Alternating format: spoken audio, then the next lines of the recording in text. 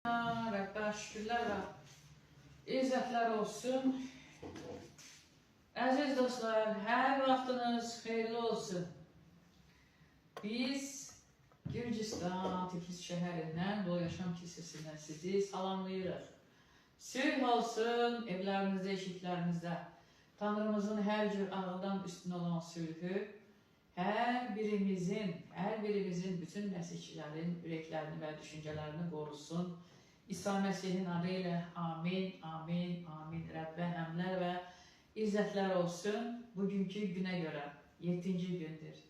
Yenə də bir yerdəyik, əziz dostlar, Rəbbin bədənindəyik. Rəbbin bədəninə birləşmək üçün hər tələsir öz işini kənarda qoyan, yəni dünyavi bir problemləri, işləri kənarda qoyub, Rəbbin toplantılarına gələn bütün məsihçi bacı qardaşlarımız üçün Rəbdən diləyirəm ki, hər kəs dilədiklərinin ən gözəlini Rəbdən alsın və hər kəs əli dolu, bucaq-bucaq əlləri dolu evlərinə dönsünlər.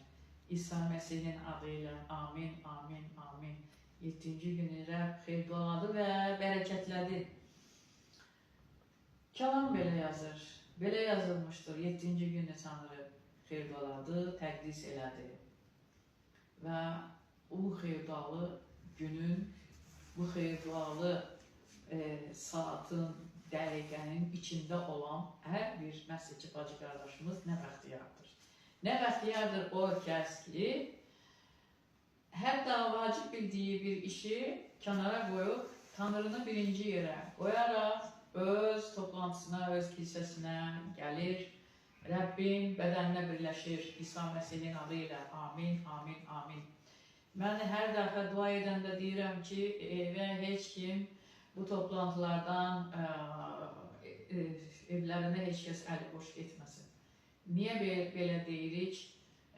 Bir kəlamda deyir ki, sən dua edərkən göstəriş etmək lazım deyil. Dua edərkən gir öz qaranlıq otağına, qapını da bağla və Tanrı ilə tək dua ilə gizlində görən Rəbb aşkarcasına sənə mükafatını verəcək. Əziz dostlar, bu sözün çox dərin mənası var. Yəni, bəziləri düşünür ki, həqiqətən qaranlıq bir otağa girməliyəm və heç kəs məni duymamalı, mən dua etməliyəm.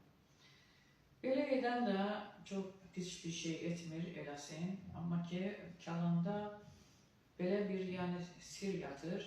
Əziz dostlar, bizim o qaranlıq otaq ürək evimizdir və qapıları da bağlayırıq. Niyə?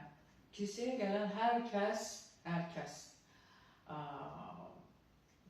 Rəblə tək-bətək danışa bilmir. Çünki kilsədə, biz kilsələrdən xəbərdarıq, kilsələrdə yanımızdakına baxıb mühakimə etməməliyik. Kənardan gələn səslər, şeytan, murdar ruh, belə deyək,